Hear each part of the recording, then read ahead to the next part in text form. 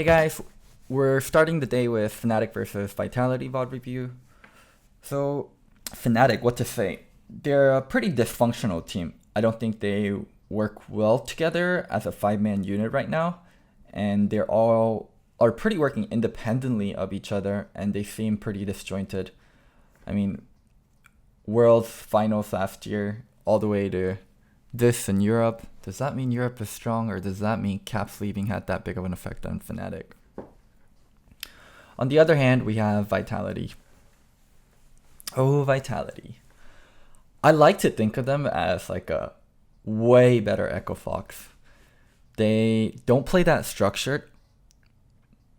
Actually, they do play pretty structured if you think about how their games repeatedly look. They'll play really aggressive bottom, they'll play smart top lane, and most of the jungle attention goes bot lane and sometimes mid lane. They're just a very volatile team. They have a structure in terms of what side they want to play towards and how they want to execute their game plan. It's just that their game plan is very messy. Overall though, I've been pretty impressed with some of the players on Vitality, most notably Cabochard. Cabochard doesn't receive that much attention, but he still gets his job done. He's still very much building his lead. I definitely think Cabochard is the most impressive player on Vitality. Alright, so without further ado, let's start. I do read chat during whenever I do VOD reviews, and I'll interact with you guys.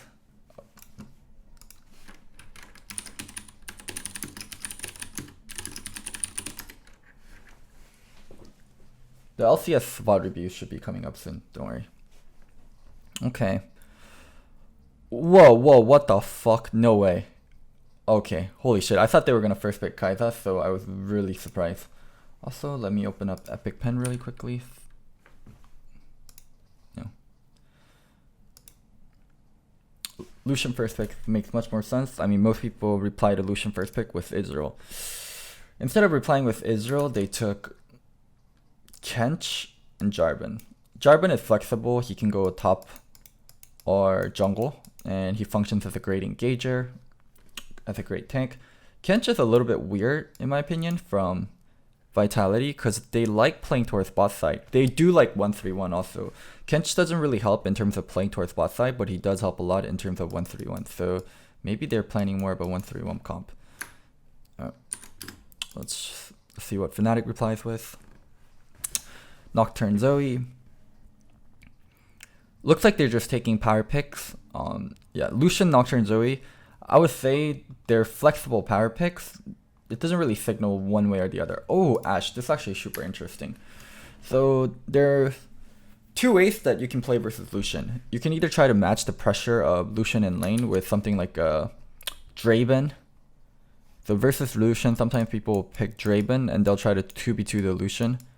Or they'll pick stuff like Ashe and Varus and try to outrange the Lucian and outtrade the Lucian. Or they'll pick something like Israel and they'll just farm versus the Lucian from a long distance. So these are like three different ways you can approach versus the Lucian. And they decided to go with Ashe, which is something we haven't seen in a while. And which is something also that doesn't seem very Vitality. So I'm already interested in this draft. Ashe is where you outrange the Lucian with your volley, and you're trying to poke him down more so than directly trade with him.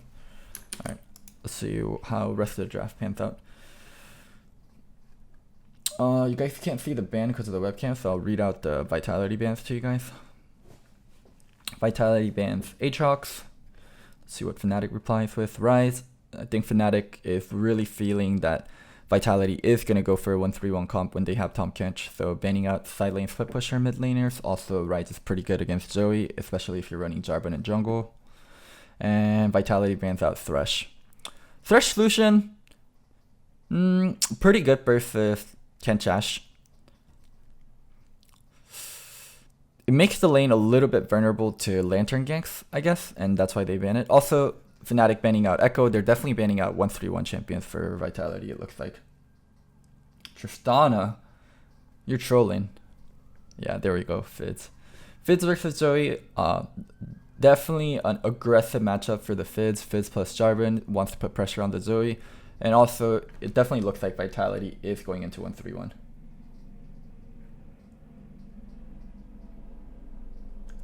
Vayne can tumble out of Lucian Q. Okay, so Vayne can tumble out of Lucian Q, but the problem is Lucians keep just shooting W at you and auto. Lucian beats you with W, auto, E, auto, so Lucian doesn't even have to Q until you start tumbling. It's not a good position to be in as a Vayne, to be versus a Lucian. You can reaction dodge the Q, but even before Lucian uses the Q, you're already like so chunked. And Lucian can always try to shoot Q on you through creeps, and then it's just a whole mess of a lane. I would not recommend running Vayne versus Lucian. Okay, let's look at the comp in its entirety and kind of what both teams wants to do. Why not Israel here? I actually am curious too. If you're running a 1-3-1, why not Israel? Maybe Attila's not as comfortable with Israel. So let's both talk about what kind of comps each team has. So something that really Fnatic has that's really strong for Fnatic later on is Yorick split pushing, getting backed up by a Nocturne. This is a really strong win condition for Fnatic. Yorick in a side lane backed up by a Nocturne. And also Yorick does pretty well into Jarvan.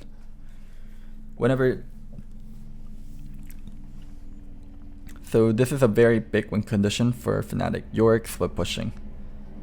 Another thing is Fnatic actually has really great engages from the 4 they have. Combination of Nocturne and Rakan gives them really strong engage. So these are Fnatic's biggest tools, I would say. Nocturne and Yorick split pushing, and Nocturne and Rakan being able to engage and force team fights on the 1-3-1 side. Like Rakan and Nocturne can both go on the Tahm Kench. That's really dangerous for them. If Tahm Kench is not nearby Ashe and Ashe is out of position, they can go on the Ashe. Just a lot of things that Fnatic can do to kind of catch Vitality. Zoe is also really great for the catch role too. If you look at Vitality's comp, their biggest and main win condition is still 1-3-1.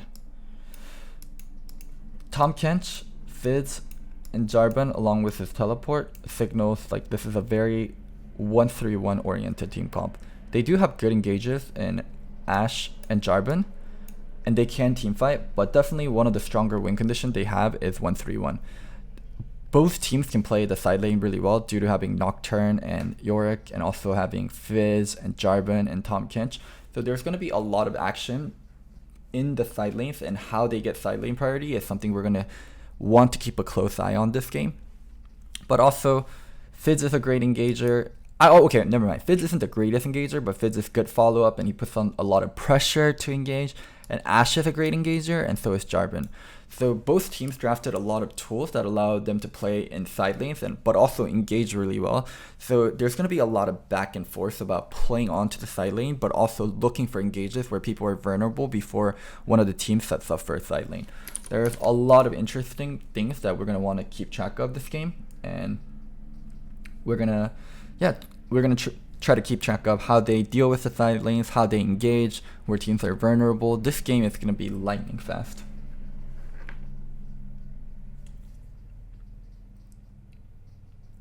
Do you think Fizz is going to zizz all over Zoe in this matchup? Zoe is not a 15-year-old. Zoe is a 9,000-year-old in a 15-year-old body. Right, cover their asses on that one. Fizz versus Zoe in solo queue can be really bad, but in professional play, most Zoe play smart enough where the Fizz just doesn't get to run train on Zoe. I've never seen this game before, and I don't even know the result of this game.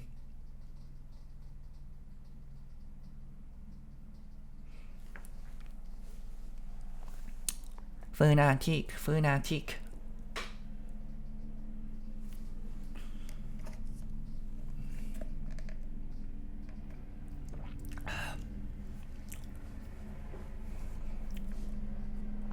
Ooh, that early red. So Nocturne is actually pretty strong level 1 because his passive is really strong, his Q is extremely strong level 1, so they can do these kind of invades on the Elise. Elise is pretty weak level 1, so yeah, Mowgli backing out here, the correct decision. And that's why also Broxah started the Red Sweeper, because he's stronger than Mowgli level 1, so he can sit here, clear out their ward, and invade, and they have to be really careful of the invade. Broxah knows Mowgli went over to the other side, so he's going for the scuttle on the other side of the map. This way he can do red and then jungle backwards and get rest of his. Hopefully he wants to get that scuttle too. Broxa wants to play early game greedy as possible, take double scuttle, and leave up a lot of farm for himself, where Mowgli is going to be very tempo oriented and he's going to want to hit level 3 fast as possible and be aggressive with his level 3. As an elite, your level 3 is one of your biggest power spike, and winning or doing things on your level 3 is something you're actively trying to do. Alright, Mowgli level 3, let's see. Took the scuttle, looking for this dive. Yorick full HP, this dive isn't going to happen. Yep, knows this dive isn't going to happen. Goes for the blue, spots Broxa. Even though he's level 3 and Broxa's level 3, Broxa backed and got a jungle item, so he can't really handle or fight versus the Broxa. Mowgli's still looking for ganks. I'm still looking for a pressure and priority plays because his jungle, entirety of his jungle is farmed out and he doesn't have anything on his side, while Broxa still has camps on his side and Broxa's going to be able to farm, where Mowgli has to reset, get his blue smite, and then he can look for plays again after he gets his camp.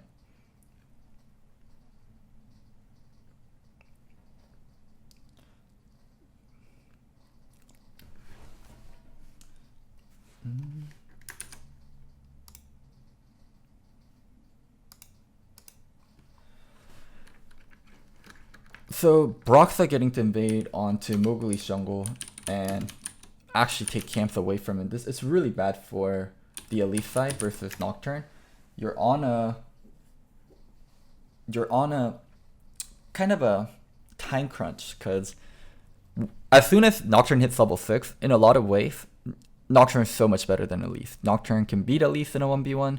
Nocturne has better gank potential. Nocturne just has...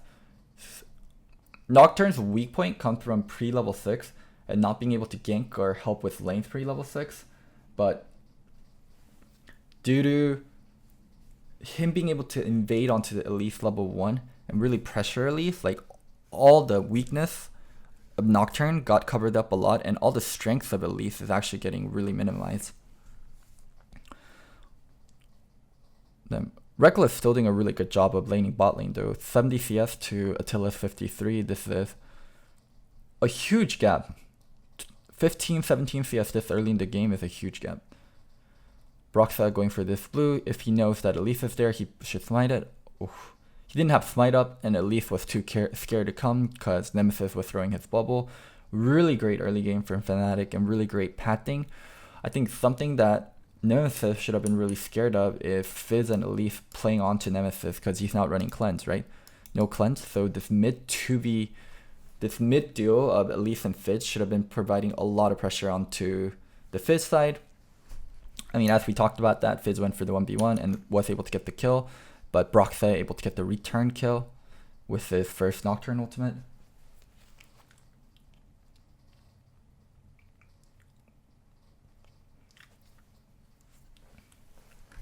Let's see. Nemesis went in for a hit. Or, not Nemesis, who is it? Zizuke went in for... Nemesis went for a Q, actually hit Zizuke, but Zizuke replying and getting the good hit on Nemesis. Also, something that's really hard for Zoe is when champions are directly on top of you, especially champions like Fizz, who can ignore collision on minions, it's really hard to hit them with the bubble. Any kind of skill shot champion, you'll realize whenever you play versus champions like Fizz, sometimes it can be incredibly hard to hit the Fizz when they're just playing directly on top of you. As we talked about, the Elise and Fizz looking for kills on Zoe actually happened finally, and a little bit late into the game, level 7, but they are able to kill the Zoe. Zoe's still up 20 CS, nothing too bad, and their main win condition is in Zoe, and long as Zoe can stabilize versus the Fizz, it's going to be fine. Yeah, very vulnerable spot for Zoe to be in because she doesn't have flash. Great timing on the Elise stun. Even through the Zanyas, they're able to kill her.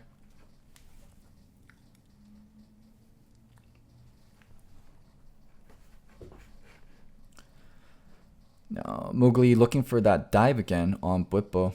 I'm not sure it's going to be very viable. Oh, never mind. I didn't realize. So... Damn, another great play from Vitality. So Vitality knew they were losing bot side, right? They were behind bot side. So what they did was If we're talking about that, Broxa and Hylissang coming in for mid play. This is what I mean regarding tempo of EU though. Tempo of EU is much faster. So let's talk about what just happened. Attila and Jack Troll realize, hey, we're losing bot and we're gonna die. We're gonna lose first turret bot anyways. So instead of just losing first turret bot, let's do this. Let's swap and go to top lane and pressure top while Reckless is pressuring bot. This way we can take top turret in return while we lose bottom. And Fnatic also responded with sending Hylissang mid while that was all happening. So when they had 4 people top, Fnatic actually had 3 people mid with Nocturne, Rakan, Zoe, and they were able to kill the Fizz in return. So a lot of early macro map movement from both teams. Fnatic going for early Herald, they feel confident enough, they feel like they're stronger, but they back off as soon as Elise and Ashe are able to spot them. Looks like they were more trying to sneak than actually go for it. Great timing on the Nocturne ult, catching out Fizz whenever he was Eing in, forced to flash. Nemesis also burning flash. You can see how volatile this matchup can be, Zoe versus Fizz, and it requires a lot of help from both sides to keep the Zoe stable and also to allow Fizz to constantly look for kill opportunities.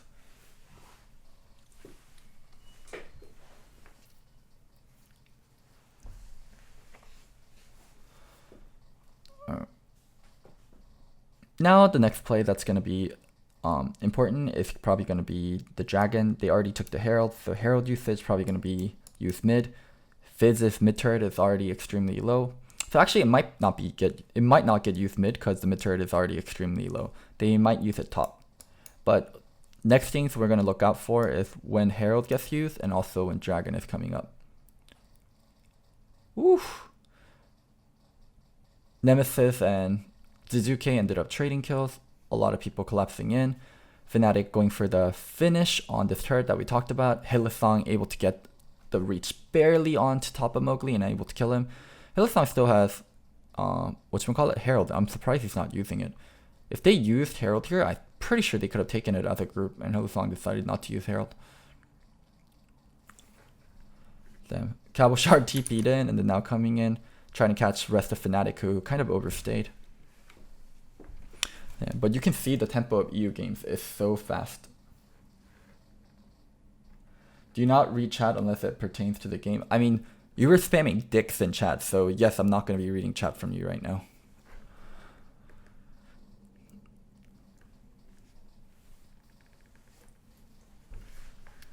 Just a lot of action. Both teams constantly coming in, making sure they are playing around mid.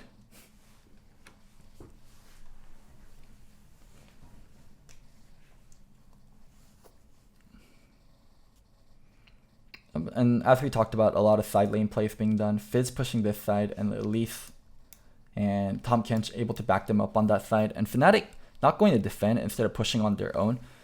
So many turrets down for both teams. 20 minutes into the game, 3 turrets for Vitality, 4 turrets for Fnatic. The map is in a very, very open state, and the game is still pretty even. Even though Fnatic are ahead in terms of comp and in terms of gold, it's not like Vitality is completely out of it. They are a comp with a lot of catch tools with Fizz, Elise, Ashe, and Jarvan. So for the Dragons, for the Barons, as both teams are setting up, Fnatic still has to be extremely careful. And there's something that I've been saying that I see being very true in EU and Korea, well, not so much in LCS.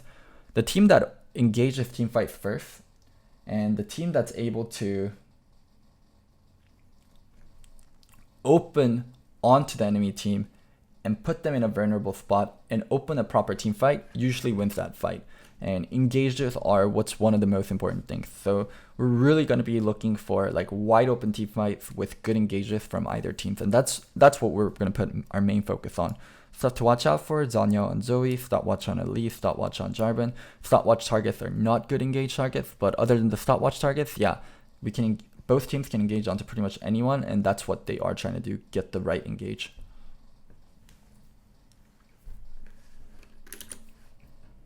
Fizz in a side lane, as we talked about. One thing that Vitality is doing a really good job of is now Yorick's in a spot where he can beat Jarvan in a side lane pretty handedly. Actually, he might not be able to because Jarvan's up 70 CS. Holy shit. Cabochard did a really great job of building damage so Yorick can never just split push versus him. And Yorick has to be watch out for the burst in combination of Elise following up. So the Yorick win condition on being able to split push is actually not relevant. And it's not actually even active. Yorick's not going to be able to split push versus Jarvan. So Vitality did a great job of playing Jarvan and getting Jarvan to a point where, yeah, Jarvan isn't that afraid of the Yorick. Holy shit.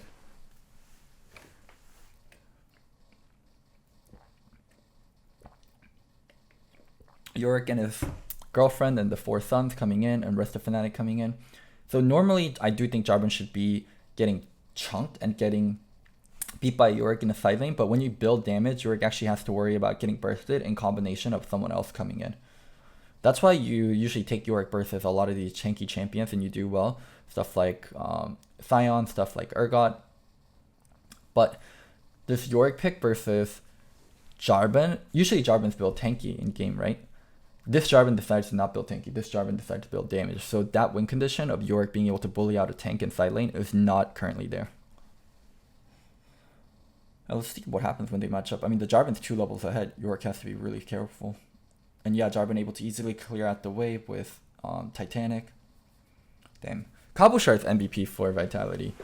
He doesn't get played around. He doesn't get a lot of resource, but he still does his job just more than well. Remember what we talked about? Good engages when team fights. Engage on Yorick, not the best engage. Hylissang going in, kind of disjointed with his team though. Oh man, drowsy on Fizz. Oh. Let's actually rewatch that fight. Let's see kind of what engages are happening and how both teams are dealing with engages.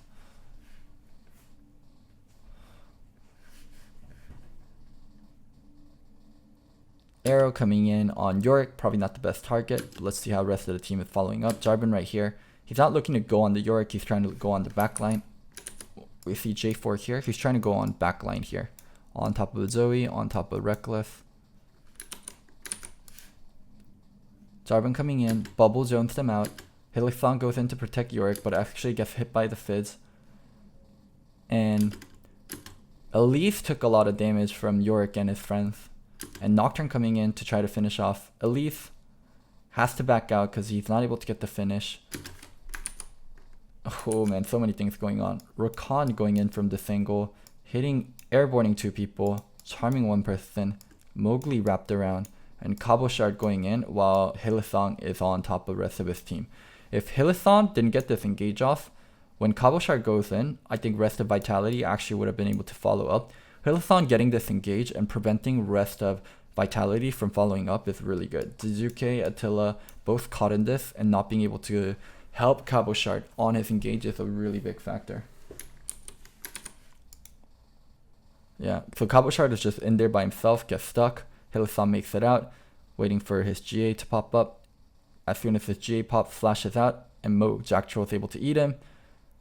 Zizuke went in for an aggressive E. It got cut out by Nemesis' bubble and had to flash out. Damn, just a lot of action that went down. But it was also a lot of good play from individual members on both teams to prevent an absolute catastrophe from coming down. And so, rewatching the fight, going on Yorick, Elise for Enerble, going on Elise. Jarvan gets a good engage, but Rakan comes in and cancels out the good engage, and the backline can't follow up. Yeah, just really great play from both sides.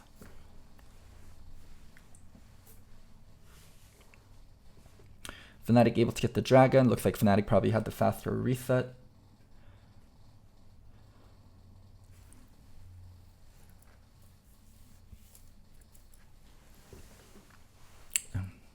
The game is still very wide open. Gold evened up a lot. Fnatic is up dragons though. There's going to be a big fight around mid or Baron that's really going to decide the game. Elise and Jarvan still have their stopwatches. Lucian with the stopwatch, Joey with Zhonya's. What? This game would be so anticlimactic if Fnatic just sneaks a Baron in here because Vitality wasn't able to get mid pressure. Okay, looks like they prevented it. Eat the Elise out of the bubble. Now the game at a point where Jarvan can't push out the Yorick by himself, and Yorick able to push all the way up. Vitality is really struggling for this vision right here. So you can see this like wave of vision, right? So this is Vitality zone, and rest of this map is Fnatic zone.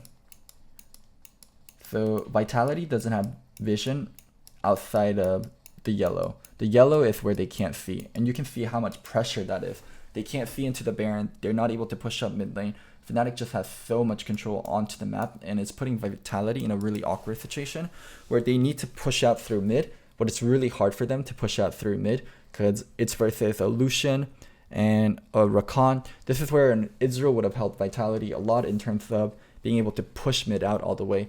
They have strong members in side lanes. They have Fizz in side lane. They have Jarvan in side lane. It's just their mid trio of Ashe, Kench, and Elise are extremely weak, so they're getting pushed in and they're not able to push out mid. And that's been the big problem for Vitality.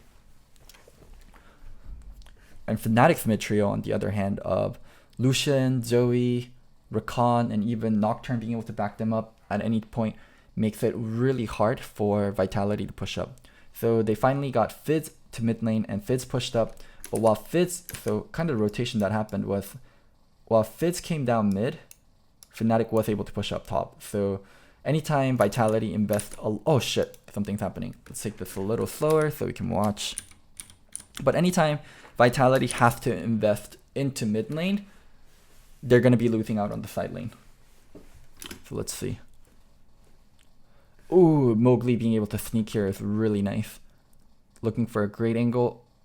Got a good ult on Reckless. Hylissang able to block the stun coming in. And they insta-deleted Mowgli, and Reckless stopwatch to buy time. Let's see if Fnatic can follow up while Reckless is dead. Looks like they're able to catch a good sleep on the Kench. Cabochard going in, able to catch out Hylissang mid-jump. Stopwatch to buy a lot of time. Attila doing damage to Yorick's girlfriend. Probably don't want to be hitting Yorick's girlfriend and probably want to be hitting other people. And then getting Yorick walled. Damn. Okay, we can, I'm sure they're going to show us the replay, so I'm not going to rewatch it. But that was a great job on Mowgli to sneak in through the side. You can see Mowgli sneaked in through the side. They hit Reckless. Hylissang did a great job of blocking for Reckless, and now Reckless buys time with stopwatch. They insta-delete Elise as a return, but Cabochard comes in, kills the Lucian, and then on the return fight, let's look at this.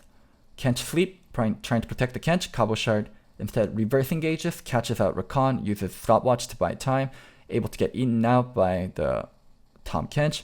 And I really want to highlight what Attila did this fight because I think it was really bad. So Attila's hitting Broxah, that's good. Hitting a minion, that's bad. He's hitting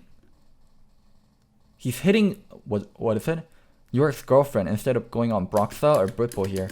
He's constantly backing out and hitting Yorick's girlfriend, where I think he could have been a little bit more aggressive and hit the right targets, especially because they're using so much of their damage onto Jizuke.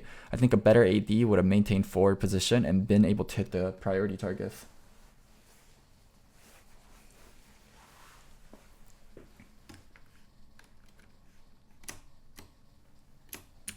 Just cross the wall. No. He had a chance to step up front of the wall, and he had a chance to step up and auto the back line, but he chose not to.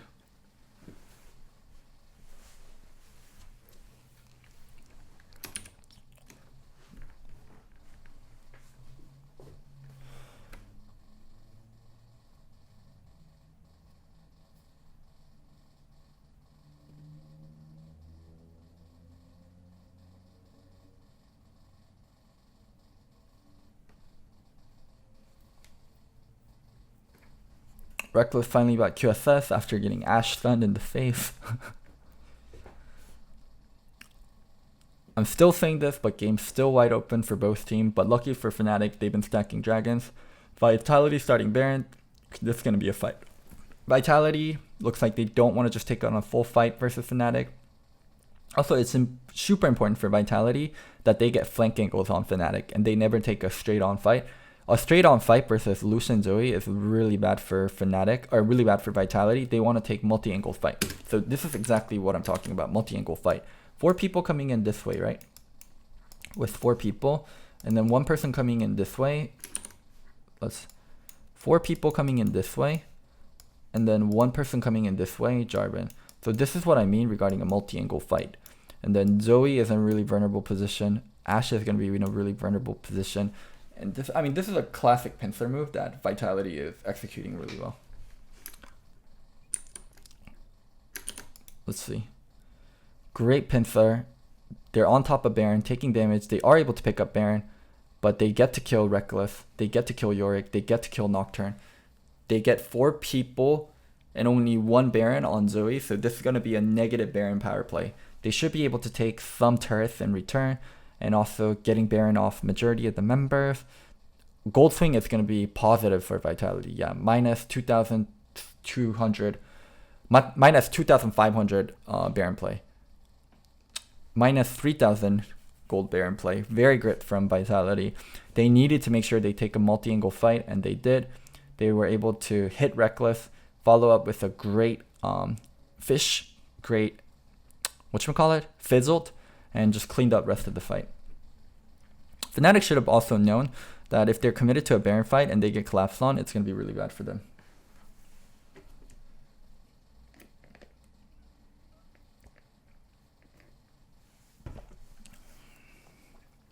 Wow, what a great game. Thanks for whoever recommended this game. Actually a really fun game to watch. A lot of action from both teams, and both teams playing out their comp really well.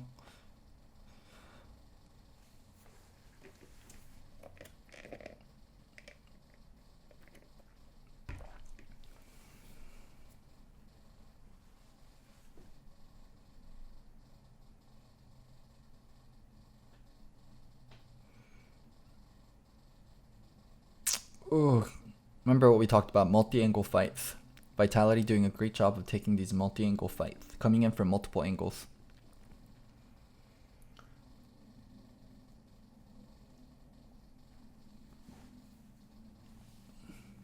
Vitality playing for side lanes. One thing that Vitality cannot do is get inhibitor turrets.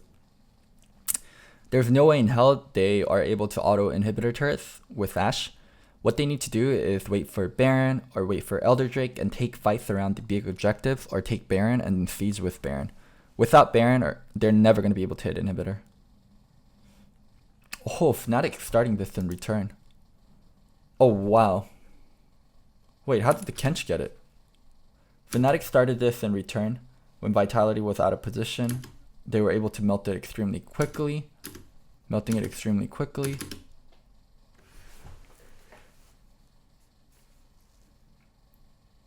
What? How the fuck did Tom Kench get it? He just walked up and tongued and got it. Holy shit. What's gonna win? A world finalist team or one froggy boy? I guess one froggy boy. Alright, let's talk about the engage angles coming up here. A Fizz coming in from the back for this engage angle. 4 of them coming this way. The J4 might even go this way and try to catch them here. There's just a lot of engage angles that are happening.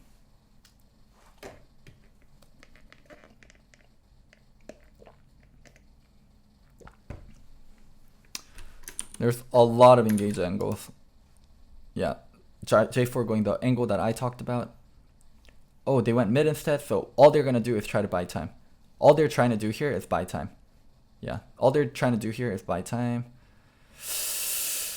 That was kind of troll. I think they didn't need to do it like that. Like, after they get it, Jizuke doesn't need to go in. Jizuke probably shoots the ult like somewhere around here and just buys time. He's not buying time with ult, and he went in instead. It's kind of troll because it's so much easier to buy time with your ult than actually physically going in the thing as a fizz.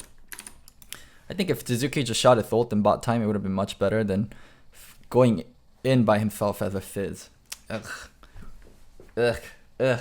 That decision making.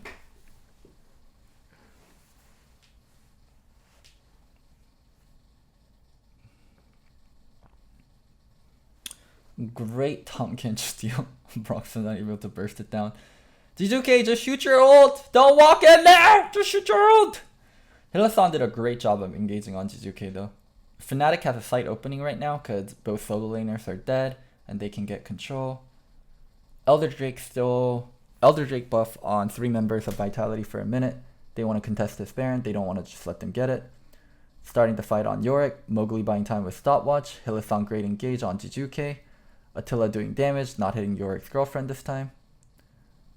But rest of Fnatic just still too strong, especially with Jijuke low and not being able to participate in the fight, and Cabochard insta-melted. Fnatic actually did a really great job of taking the opening that Vitality gave them when when Jijuke and Cabochard died, and they set up Baron and they forced the Baron fight right after. Jijuke going in, actually getting a good ult this time, but that wasn't enough, and looks like that's going to be the end of the game. Well, I wonder if they could have played the end fight a little differently. Like right here, this is a 3v5 fight. It's going to be a 4v5 fight when Mowgli's up. They're buying time, Mowgli's up in 2 seconds. Mowgli's up in 2 seconds. Wait a minute, Mowgli's up in 2 seconds. Jijuke, Mowgli's up in 2 seconds. He goes in, they kill Bwipo. 3v4 with Mowgli coming in. Ash gets chunked.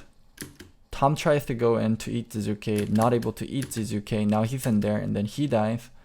And then Mowgli's here, but Reckless dashes on top of Attila, able to kill Attila along with Nemesis. And then now Mowgli dies. I think if they took the fight slower and they waited for Mowgli to come up, because they still have 1 turret left, why take a 3v4 fight? Or why take a 3v5 fight?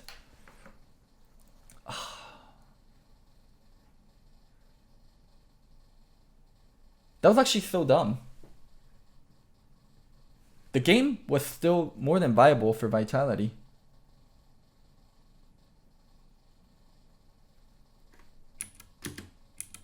Here, Mowgli's 1 second from respawning, and this turret's still up. This turret is still up, and Mowgli is 1 second from respawning. Vitality! They were so scared they would just hit Nexus though. Why can't they wait like 2 to 3 seconds for Mowgli? Because this is just end. If they wait a little bit for Mowgli to come up and then they went for this, this would have been so much better.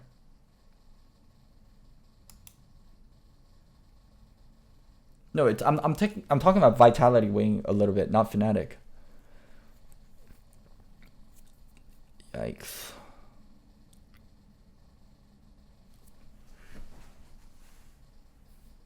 Even if they lose the second Nexus turret, if Fnatic all ins on the turret, then you can go in on them. But Fnatic wasn't even all inning on the turret. That's the thing.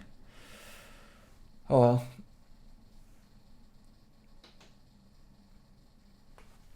Damn, really exciting game. I love watching EU games. What a game.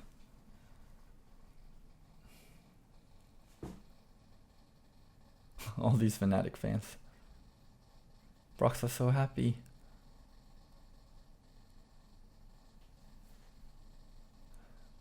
Damn, Attila's pissed.